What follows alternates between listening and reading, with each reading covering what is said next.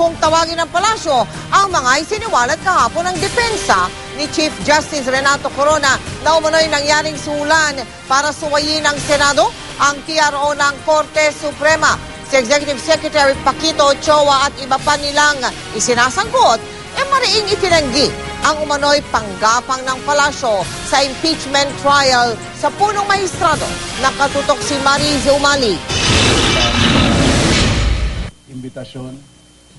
Desperado na raw ang mga abogado ni Chief Justice Renato Corona kaya gumagawa na sila ng istoryang walang katotohanan. Ayon sa palasyo, kapit sa patalim na ang akusasyong tinatawagan daw ni Executive Secretary Paquito Ochoa ang mga senador para harangan ang TRO na ipinalabas ng Korte Suprema sa pagbukas ng mga foreign bank account ni Corona. Sabi pa ng mga abogado ni Corona, 100 milyong piso raw ang kapalit ng hiling ng palasyo.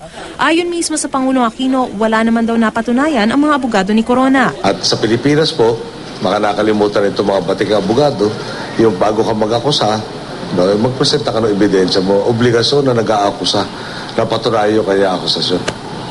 They are trying to divert the attention away from the real issue in this case, which is the culpability of the Chief Justice. Dahil hindi na po nila kayang madepensahan po si Chief Justice Corona, ito po ang kanilang nilalabas. They're trying to condition the mind that any judgment, a judgment of conviction, if at all, that would be rendered by the Senate Impeachment Court would have now been tainted because of that alleged offer of 100 million, which is basically and categorically not true.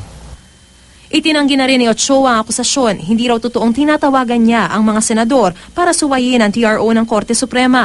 Isa lang daw itong gimmick na hindi nababagay sa isang impeachment trial. Ayon kay Presidential Spokesman Edwin Lacerda, may ilang senador na pumunta sa palasyo noong nakarang linggo, pero para sa ibang event daw. Hindi rin daw tama na idawit sa usapin ang Priority Development Assistance Fund o PDAF na tinatawag din pork barrel sa usapan. Taon-taon naman daw binibigay ito. Sinagot din ni TESDA Director General Joel Villanueva ang kumakalat sa mga text message na ipapadaan daw sa TESDA ang ipamimigay sa mga senador na susunod sa gusto ng palasyo. Insulto raw ang mga ganitong alingas-ngas. Ang 1.1 billion peso na stimulus fund ng TESDA ay nakalaan na raw sa BPO at tourism sector at walang lugar para sa mga politiko.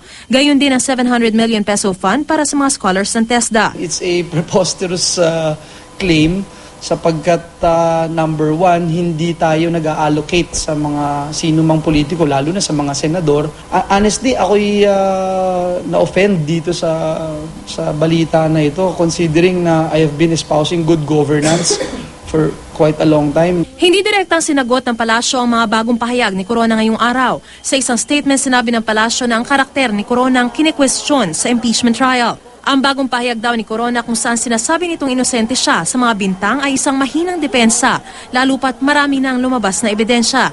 Hindi naman sinagot ng palasyo ang sinabi ni Corona na ang impeachment trial laban sa kanya ay may kaugnayan sa tangkang pigilan ng pamamahagi sa Hacienda Luisita na pag-aari ng pamilya ng Pangulo. Pero pinaninindigan ng mga abogado ni Corona at mismo ng Chief Justice ang kwento nila. At sa tamang panahon daw ay mabubunyag din ito. Mariz Umali, Nakatutok, 24 Oras.